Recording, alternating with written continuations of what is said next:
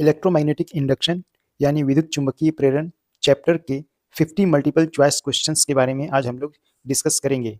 तो सभी तैयार हो जाएं, कॉपी पेन निकाल लें और नोट करेंगे।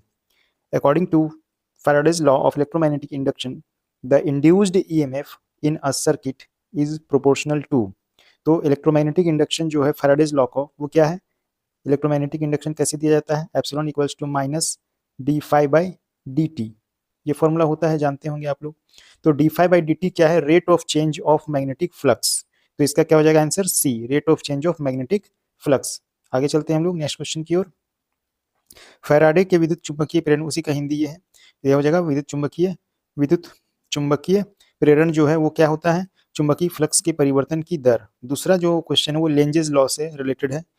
तो ये है लेंजेस लॉ गिव्स द, क्या देता है ये? Direction of induced EMF, direction of induced EMF देता है,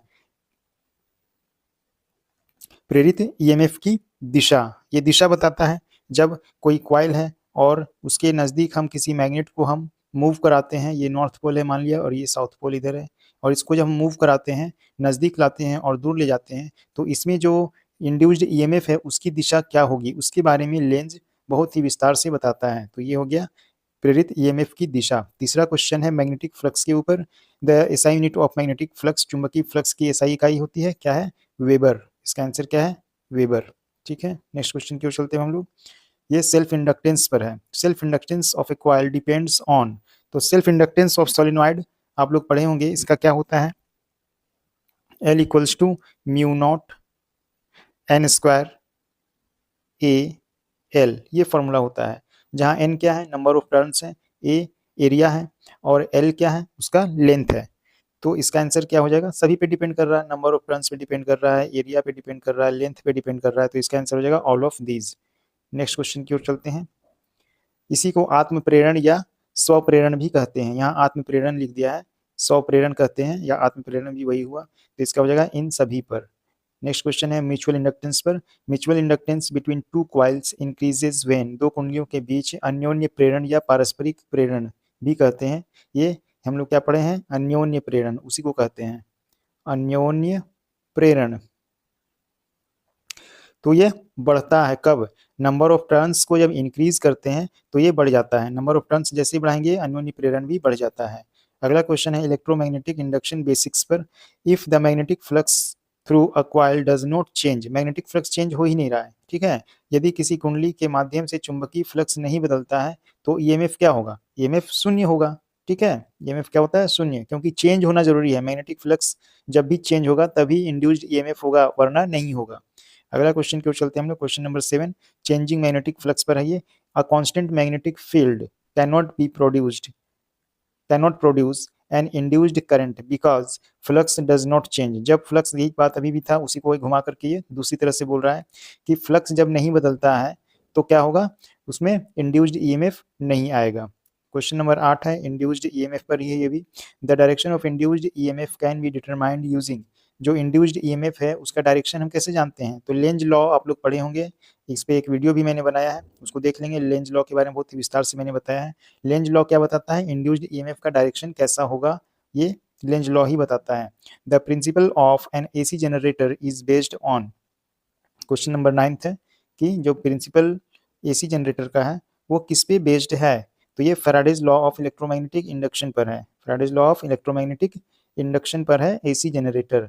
क्या होता है उसमें? नॉर्थ पोल और साउथ पोल, इधर नॉर्थ पोल है और ये साउथ पोल है, दोनों के बीच क्या होता है? एक आयताकार कुंडली को जब घुमाया जाता है तो इससे क्या होता है? विद्युत धारा उत्पन्न होने लगती है इस कुंडली में। आगे बढ़ते हैं। एक एसी जनरेटर, उसी का हिंदी ये वर्जन है। अब नेक्स्ट है एडी करंट से, भंवर धाराओं पर। Eddy currents are produced due to, यह किसकी वजह से होता है? तो ये भी किसकी वजह से होता है? चेंज इन मैग्नेटिक फ्लक्स के कारण होता है एडी करंट्स। और एडी करंट्स क्या होता है? वो ये घुमावदार विद्युत धाराएं होती है, ठीक है। और ये कैसे उत्पन्न होता है? ये भी मैग्नेटिक फ्लक्स के चेंज के कारण होता है। मैग्नेटिक फ्लक्स जब भी चेंज नहीं होगा जब तक, तब तक कोई करंट उत्पन्न नहीं होगा। नेक्स्ट क्वेश्चन है ट्रांसफार्मर से। A transformer works on the principle of mutual induction. Transformer का प्रिंसिपल ही यही है, या किस पर डिपेंड, या किस पर निर्भर ये काम करता है? म्यूचुअल इंडक्शन पर काम करता है। एक ट्रांसफार्मर काम करता है। पारस्परिक प्रेरण यहाँ लिखा गया है, इसी को क्या कहते हैं? अन्योन्य प्रेरण भी कहते हैं, अन्योन्य प्रेरण। ठीक है, अब नेक्स्ट क्वेश्चन की ओर चलते हैं। इंडक्टर एनर्जी के बारे में है। Energy stored in an inductor is proportional to, तो इसका फॉर्मूला होता है क्या? Half L I square. Half energy stored in an inductor क्या होता है? Half L I naught square. ठीक है, जहाँ एल क्या है? उसका इंडक्टेंस है, सेल्फ इंडक्टेंस, और आई है बहने वाली धारा। ठीक है, इसको यहाँ मैंने इस तरह से लिखा, ये है actually half L I square. तो ये किस पे डिपेंड कर रहा है? इज प्रोपोर्शनल टू करंट पे डिपेंड कर रहा है। Square of the current voltage magnetic field, तो इसका आंसर क्या है? Square of the current, square है। नेक्स्ट क्वेश्चन की ओर चलते हैं हम। क्वेश्चन नंबर 13 है, the induced current is maximum when the angle between the magnetic field and the plane of the coil is, तो इसका आंसर हो जाएगा 0। प्रेरित धारा अधिकतम होती है जब चुंबकीय क्षेत्र और कुंडली के तल के बीच का कोण होता है 0 डिग्री। कैसे? प्रेरित धारा जो होती है वो अधिकतम तब होगी जब फ्लक्स, लिंक्ड फ्लक्स जो है वो अधिकतम होता है, और उस कंडीशन में जो एंगल होता है वो क्या होता है? 0 होता है। ठीक है, अब आगे चलते हैं हम लोग। Nature of the induced EMF पर है ये question. Induced EMF in conductor is directly proportional to the rate of change of flux, यही बोलता है Faraday's law of electromagnetic induction. Epsilon equals to minus D phi by D T, ये होता है formula. यहाँ D phi by D T क्या है? Rate of change of magnetic flux. तो ये रेट जितना ज़्यादा होगा उतना ही ज़्यादा इंड्यूस्ड ईएमएफ होगा। नेक्स्ट क्वेश्चन है लेंजेस लॉ एंड एनर्जी पर। Lenz's law is a consequence of law of conservation of energy. Lenz's law किसका कॉन्सिक्वेंस है? ये ऊर्जा संरक्षण सिद्धांत का परिणाम है। चलिए अगला क्वेश्चन है क्वेश्चन नंबर 16, फ्लक्स लिंकेज पर। फ्लक्स लिंकेज को परिभाषित किया जाता है, तो इसका आंसर होता है एन फाई, जहाँ एन क्या है? नंबर ऑफ टर्न्स कॉइल का। एडी करंट्स पर है। Eddy current losses in transformer can be reduced by, जो एडी करंट्स होता है ट्रांसफार्मर में उसको कैसे रिड्यूस किया जाता है? तो लेमिनेट करके, क्लास में मैंने बताया था, लेमिनेशन करके क्या कहते हैं उसके, एडी करंट लॉस को रिड्यूस किया जाता है। ट्रांसफार्मर में भंवर धारा को कम किया जाता है, वही परतदार कोर का उपयोग करके। नेक्स्ट क्वेश्चन है SI unit of self inductance, तो इसका आंसर होता है हेनरी, आत्म प्रेरण या स्व प्रेरण की इकाई। अब नेक्स्ट है Faraday's second law states that induced EMF is proportional to the rate of change of flux, वही क्वेश्चन है। नेक्स्ट क्वेश्चन है when a magnet is moved inside a solenoid. Solenoid पता है इस तरह से होता है, स्प्रिंग के जैसा बना हुआ रहता है। The induced current depends on, तो ये क्या होता है? इंड्यूस्ड करंट जो होगा वो किस पे डिपेंड करता है सोलेनॉइड में? तो स्पीड ऑफ मैग्नेट, जितना तेजी से हम मैग्नेट को इसके नज़दीक लाएंगे या दूर ले जाएंगे तो क्या होगा उसका इंड्यूस्ड ईएमएफ का वैल्यू ज़्यादा होगा। स्ट्रेंथ ऑफ मैग्नेट, जितना शक्तिशाली चुंबक होगा उतना ज़्यादा होगा। And number of turns of the solenoid, ये नंबर ऑफ टर्न्स जितना ज़्यादा होगा उतना ज़्यादा इंड्यूस्ड करंट उसमें उत्पन्न होगा। तो ये उसका आंसर हो जाएगा ऑल ऑफ द एबव। चलिए नेक्स्ट क्वेश्चन की ओर चलते हैं। जब यही इसका हिंदी है, सोलेनॉइड या परिनालिका कहते हैं इसे। नेक्स्ट क्वेश्चन है mutual inductance between two coils, दो कुंडलियों के बीच पारस्परिक यानी अन्योन्य प्रेरण निर्भर करता है। तो ये किस पर निर्भर करता है? कुंडली की संख्या पर भी निर्भर करता है, यानी number of coils, separation between coils, और ओरिएंटेशन ऑफ कॉइल्स, यानी इसका आंसर हो जाएगा all of the above. Next question है if the rate of change of magnetic flux increases, तो क्या होगा? इंड्यूस्ड ईएमएफ बढ़ जाएगा। बड़ा ही सिंपल क्वेश्चन है। Rate of change of magnetic flux epsilon equals to minus D phi by D t, जब ये रेट ज़्यादा होगा तो इंड्यूस्ड ईएमएफ भी ज़्यादा होगा। नेक्स्ट क्वेश्चन की ओर, यदि चुंबकीय फ्लक्स में परिवर्तन की दर बढ़ता है तो बढ़ जाता है। नेक्स्ट है किसी सतह के माध्यम से चुंबकीय फ्लक्स अधिकतम होता है जब चुंबकीय क्षेत्र और सतह के लंबवत के बीच का कोण कितना हो? 0 डिग्री हो। कितना हो? 0 डिग्री हो। यानी कि किसी माध्यम से चुंबकीय फ्लक्स अधिकतम कब होगा? जब चुंबकीय क्षेत्र और सतह के बीच का जो कोण होता है वो कैसा होना चाहिए? 0 डिग्री होगा, तभी फ्लक्स जो होगा वो क्या होगा? अधिकतम होगा। ठीक है, नेक्स्ट क्वेश्चन की ओर चलते हैं हम लोग।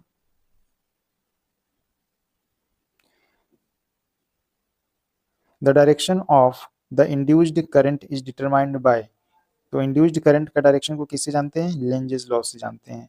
प्रेरित धारा की दिशा लेंज के नियम से जानते हैं। मैग्नेटिक फील्ड इन सोलेनॉइड पर आधारित है। The magnetic field inside a long solenoid is, क्या होता है, uniform and parallel to the axis.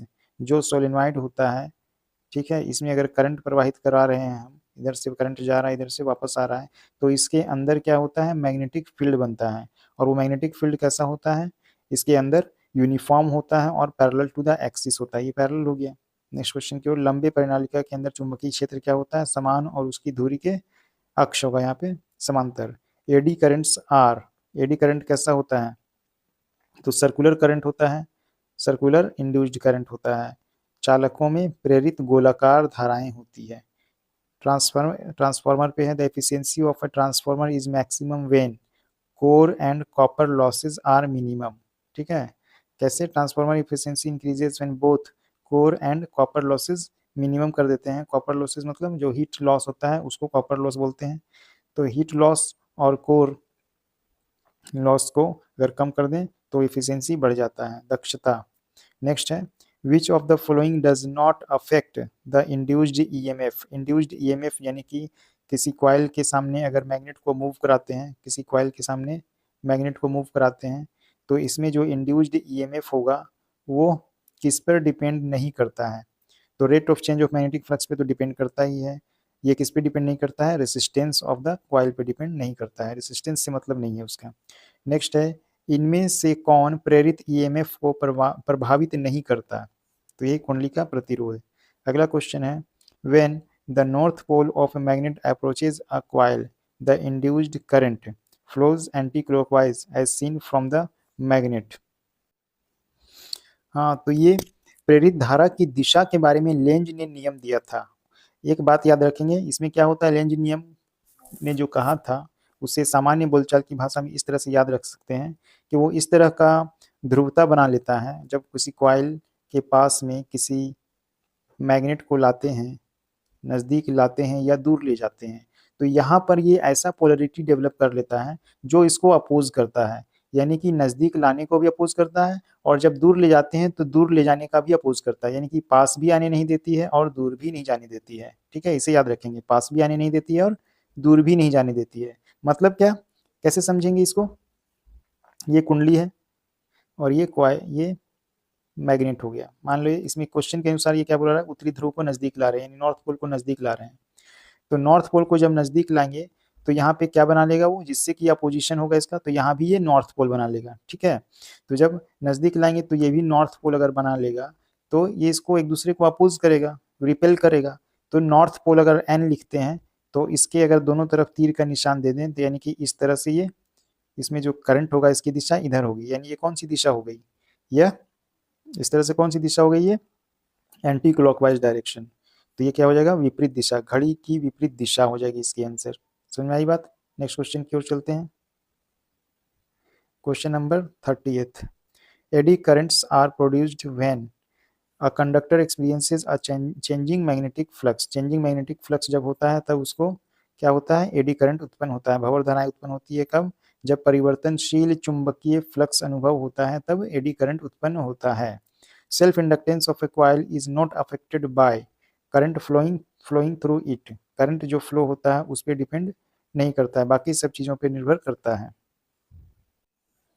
तो हम जानते हैं क्या होता है इसका formula, L equals to mu naught N square A L, जहाँ एन क्या है, नंबर ऑफ टर्न्स है, ए एरिया है, एल लेंथ है। यहाँ कहीं भी आई नहीं है, आई नहीं है। इसका मतलब क्या हुआ, इसका मतलब हुआ कि ये करंट पर निर्भर नहीं कर रहा है, करंट फ्लोइंग थ्रू इट इस पे निर्भर नहीं कर रहा है, तो ये हो जाएगा इसका आंसर। नेक्स्ट है, the EMF induced in a coil rotating in a magnetic field is alternating होता है ना, कैसा होता है, अल्टरनेटिंग होता है। अगर कोई कॉइल है जो नॉर्थ पोल और साउथ पोल के बीच में घूम रहा है, ये नॉर्थ पोल हो गया और ये साउथ पोल हो गया, और इसके बीच में कोई कुंडली गति कर रही होती है, तो इस पे कैसा होता है, इस भुजा को अगर देखें तो जब ये इधर रहती है तो जिस डायरेक्शन में होगा, इधर जाने पे क्या होगा, उसके ठीक अपोजिट डायरेक्शन में हो जाएगा। तो इसी भुजा में एक बार मान लीजिए कि अंदर की ओर है तो इस इधर जब घूमता है तो ये बाहर की ओर हो जाएगा। तो इस तरह से ये कैसा होता है, अल्टरनेटिंग नेचर का होता है। नेक्स्ट क्वेश्चन की ओर चलते हैं। The SI unit of magnetic flux is SI unit का मैग्नेटिक फ्लक्स क्या होता है, इसका इकाई वेबर होता है। नेक्स्ट क्वेश्चन की ओर चलते हैं। चुंबकीय क्षेत्र में एक सीधी चालक में प्रेरित ईएमएफ दिया जाता है, तो इसका क्या होता है आंसर, BLV या VBL हो जाएगा इसका सही आंसर। नेक्स्ट क्वेश्चन है, induction heating is based on, induction heating जो है वो किस पे है, फैराडेज लॉ पे बेस्ड है।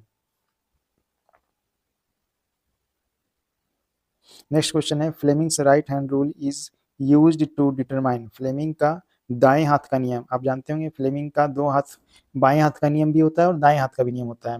बाएं हाथ के नियम को क्या कहते हैं, डीसी मोटर रूल, और दाएं हाथ के नियम को क्या कहते हैं, एसी जनरेटर। ठीक है, एसी जनरेटर। तो एसी जनरेटर या डायरेक्शन ऑफ इंड्यूस्ड करंट, ये किस पर आधारित होता है, एसी जनरेटर इंड्यूस्ड करंट पर आधारित होता है, तो इसका आंसर हो जाएगा डायरेक्शन ऑफ इंड्यूस्ड करंट। 37वां नंबर क्वेश्चन है, एक बंद लूप में ईएमएफ प्रेरित होता है जब, induced EMF in a closed loop, induced EMF का डायरेक्शन कैसा कब होता है, जब क्लोज्ड लूप घूमता है। कैसे घूमता है, लूप चुंबकीय क्षेत्र के लंबवत चलता है, इसको समझेंगे। मान लीजिए ये नॉर्थ पोल है और ये साउथ पोल है, ठीक है, और इसमें क्लोज्ड लूप है, एक ये बंद लूप है, और ये अगर इसमें मूव कर रहा है, इसमें इस तरह से मूव कर रहा है, ऐसे मूव कर रहा है ये, तो इस डायरेक्शन में अगर मूव करेगा तो इस पोर्शन में मैग्नेटिक फील्ड का डायरेक्शन ये हुआ north pole to south pole, magnetic field का डायरेक्शन कैसा हुआ, इधर north pole to south pole. और ये वाला लूप को ध्यान देंगे इस साइड को, ये साइड अगर ऊपर चलेगा इस समय, ठीक है, तो यहाँ पे मैग्नेटिक फील्ड का डायरेक्शन ये हुआ और इसके घूमने की दिशा यहाँ पे ऊपर हुई, तो दोनों के बीच का एंगल 90 डिग्री हुआ। तो जब इस मैग्नेटिक फील्ड में यह 90 डिग्री के एंगल से घूमता है, तभी उसमें क्या होता है, प्रेरित ईएमएफ उत्पन्न होता है। तो इसका आंसर है चुंबकीय क्षेत्र के लंबवत। नेक्स्ट क्वेश्चन की ओर चलते हैं। Energy loss in eddy currents के पे आधारित है। Eddy current losses can be minimised by using laminated magnetic course. इसको याद रखेंगे, बहुत इंपॉर्टेंट क्वेश्चन है, ये एग्जाम में पूछा जाता है कि एडी करंट का जो लॉस है उसको कम कैसे किया जा सकता है, भंवर धारा के नुकसान को कम किया जा सकता है। तो लेमिनेटेड मैग्नेटिक कोर्स के उपयोग करके इसका नुकसान को कम किया जा सकता है। 10 सवाल है, स्वप्रेरण की एसआई इकाई है, यानी सेल्फ इंडक्टेंस का इकाई क्या है, तो इसका है हेनरी। नेक्स्ट क्वेश्चन है, ट्रांसफार्मर वर्किंग प्रिंसिपल पर, the working of transformer is based on, ये भी बहुत इंपॉर्टेंट क्वेश्चन है, इसको याद रखेंगे। ये किस पे आधारित है, Faraday's law of electromagnetic induction पर ट्रांसफार्मर काम करता है। इलेक्ट्रोमैग्नेटिक इंडक्शन या फिर म्यूचुअल इंडक्शन, दोनों सेम ही हुआ। इलेक्ट्रोमैग्नेटिक इंडक्शन का एक टाइप हुआ म्यूचुअल इंडक्शन, तो म्यूचुअल इंडक्शन रहेगा तो उसको करेंगे, या वो नहीं रहेगा तो Faraday's law of electromagnetic induction, ये हो गया हमारा आंसर सही। अगला क्वेश्चन है, a conductor moves with velocity v perpendicular to a magnetic field b, the induced EMF is proportional to, यहाँ ध्यान देंगे प्रोपोर्शनल पूछ रहा है, ठीक है, समानुपाती है। तो हम जानते हैं क्या होता है इसका फॉर्मूला, एप्सिलॉन इक्वल्स टू, अगर कोई कंडक्टर है और वो परपेंडिकुलर है मैग्नेटिक फील्ड के और उसमें वो मूव कर रहा है, मान लीजिए ये मैग्नेटिक फील्ड है, क्रॉस क्रॉस से दिखा रहा है यानी इनवर्ड है, और कोई कंडक्टर है ये इस तरह से एल लेंथ का कोई कंडक्टर है और ये मूव कर रहा है इस मैग्नेटिक फील्ड में इस डायरेक्शन में, तो इसमें जो इंड्यूस्ड ईएमएफ होता है वो कितना होता है, epsilon equals to BLV, BLV, जहाँ L क्या है लेंथ, V वेलोसिटी और B है मैग्नेटिक फील्ड इंटेंसिटी। तो यहाँ पे पूछा जा रहा है प्रोपोर्शनल टू, तो प्रोपोर्शनल यहाँ पे L कहीं नहीं दिख रहा है, तो epsilon equal proportional to BL हो जाएगा, तो आंसर हो जाएगा सॉरी BV हो जाएगा, BV हो जाएगा, तो आंसर हो जाएगा A, BV। नेक्स्ट क्वेश्चन की ओर चलते हैं। The direction of the induced current opposes the cause of its production, this is stated in, ये लेंजेस लॉ बोलता है, जिसके वह उस कारण की का विरोध करता है जिससे इसकी उत्पत्ति होती है, यही है ना, प्रेरित धारा की दिशा के इसके उत्पादन के कारण का विरोध करती है, तो ये कौन कहा था, ये लेंज ने कहा था। अगला क्वेश्चन है, which of the following devices does not work on electromagnetic induction, electromagnetic induction यानी विद्युत चुंबकीय प्रेरण के सिद्धांत पर कार्य नहीं करता है, कौन, तो ये है गैल्वेनोमीटर, ठीक है, गैल्वेनोमीटर क्या है, इस सिद्धांत पर कार्य नहीं करता, बाकी सभी जनरेटर, ट्रांसफार्मर और इंडक्शन स्टोव, जो आजकल इंडक्शन स्टोव है या इंडक्शन बोलते हैं, जो खाना पकाने के लिए इस्तेमाल किया जाता है, वो भी किस पे आधारित है, इलेक्ट्रोमैग्नेटिक इंडक्शन के प्रिंसिपल पर आधारित है। एक्चुअली उसमें एडी करंट्स उत्पन्न होता है और एडी करंट्स के कारण उसमें हीटिंग इफेक्ट जनरेट होता है। नेक्स्ट क्वेश्चन है the use of a magnetic core in a solenoid increases it's. तो मैग्नेटिक कोर का अगर हम यूज करें सोलेनॉइड में तो चुंबकीय कोर का उपयोग करने से क्या होता है, इसका इंडक्टेंस बढ़ जाता है। ठीक है, आगे चलते हैं हम लोग। Question number 45 fifth, induced EMF in a coil is proportional to. Induced EMF जो होता है वो rate of change of magnetic flux. ये क्वेश्चन बार बार आ गया है और ये इंपॉर्टेंट भी है, इसलिए बार बार मैंने दे दिया है ताकि वो ध्यान में रहे। इंड्यूस्ड ईएमएफ जो होता है वो किसके प्रोपोर्शनल होता है, वो rate of change of magnetic flux. क्या होता है फॉर्मूला, फिर से लिख देता हूँ, epsilon equals to minus D phi by D t. और d phi by D T ये पूरा क्या दिखाता है, rate of change of magnetic flux. और ये रेट जितना ज़्यादा होगा उसका इंड्यूस्ड ईएमएफ भी उतना ज़्यादा होगा। नेक्स्ट क्वेश्चन की ओर चलते हैं। Mutual induction occurs between two coils when they are magnetically linked. Magnetically linked होगा तभी म्यूचुअल इंडक्शन होगा, नहीं तो नहीं होगा। दो कुंडलियों के बीच आपसी प्रेरण या अन्योन्य प्रेरण यहाँ पे है, या परस्पर प्रेरण कब होता है, जब वे चुंबकीय रूप से जुड़े होते हैं। ठीक है, नेक्स्ट है a rectangular loop is placed in a magnetic field. एक आयताकार लूप चुंबकीय क्षेत्र में रखा गया तो अधिकतम धारा ईएमएफ कब प्रेरित होगा, तो कब होगा, जब loop rotates perpendicular to the magnetic field. यहाँ पे देखिए ये नॉर्थ पोल है, ये साउथ पोल है और कोई लूप है रेक्टेंगुलर लूप, इस तरह से ये लूप है। तो जब ये हो गया मैग्नेटिक फील्ड का डायरेक्शन नॉर्थ टू साउथ, तो ये जो लूप है ये जब इस समय ऊपर की ओर जब मूव करेगा तभी इसमें मैक्सिमम करंट या मैक्सिमम इंड्यूस्ड ईएमएफ उत्पन्न होगा, ऊपर की ओर जब मूव करेगा, यानी ठीक इसके परपेंडिकुलर डायरेक्शन में। और जैसे जैसे इसका डायरेक्शन इधर होगा वो कम होगा और यहाँ पे जीरो हो जाएगा, फिर जब ये नीचे आएगा तो फिर उसमें इंड्यूस्ड ईएमएफ बढ़ने लगेगा। नेक्स्ट है which of the following does not affect the induced EMF in a coil। तो ये हो गया resistance of the coil. Next है eddy currents are used in, भंवर धाराओं का उपयोग किया जाता है। तो ये मैग्नेटिक ब्रेकिंग सिस्टम, ये भी इंपॉर्टेंट क्वेश्चन है, इसको याद रखेंगे। ये वीवीआई है, मैग्नेटिक ब्रेकिंग सिस्टम में एडी करंट का उपयोग किया जाता है चुंबकीय ब्रेकिंग सिस्टम में। हमारा लास्ट क्वेश्चन है magnetic flux through a surface is zero.